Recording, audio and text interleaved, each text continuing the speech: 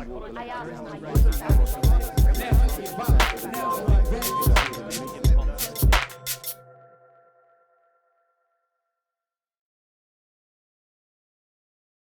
morning.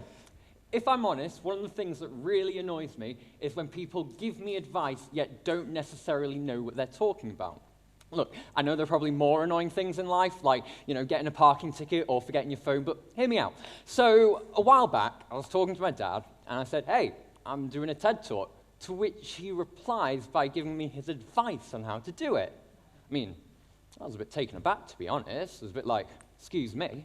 Hadn't realized this guy had done a TED Talk anytime soon. And he hadn't.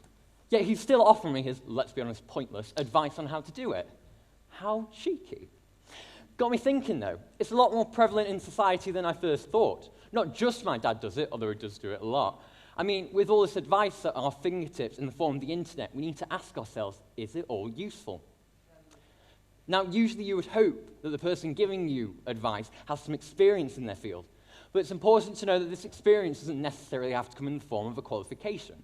For example, last time I checked, there wasn't a master's degree in bear wrestling, but if you met someone who had wrestled a bear and survived, number one, give me their number, they sound really cool, they can be my bodyguard, but also, number two, it could probably give decent advice on how to wrestle a bear. Like, use your common sense and don't. But whatever floats your boat, even if it's getting eaten alive by a bear. Truth is, though, it's hard to listen to useful advice because everyone's so quick to offer theirs.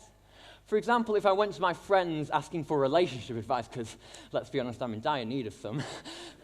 Yeah, it's funny because it's true. Some of my friends would tell me to be all romantic, serenade her, buy her flowers, bring a gondola into school and row her down the corridor.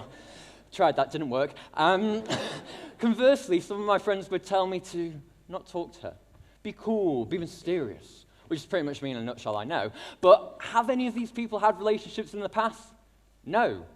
And that's the irony of it all. These people have opinions, not expertise. And their opinions are only valid if they have the relevant experience to back it up with. I mean, if you had a relationship in the past, then fair enough. Tell me what worked or what obviously didn't work for you. But it's clear to see that experience creates expertise.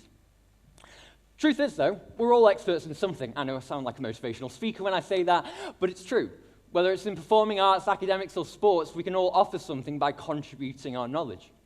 I mean, for me, although I haven't wrestled any bears, I mean, at least not this week, I can still offer advice on a few things. Whether you listen to that advice or not, that's completely up to you. You might save yourself a few headaches. But by sharing our differing perspectives and experiences, we can generate legitimately useful advice.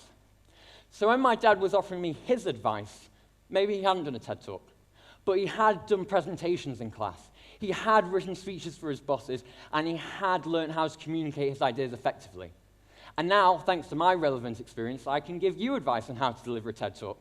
Just don't ask me to show you how to wrestle a bear anytime soon. Thank you very much.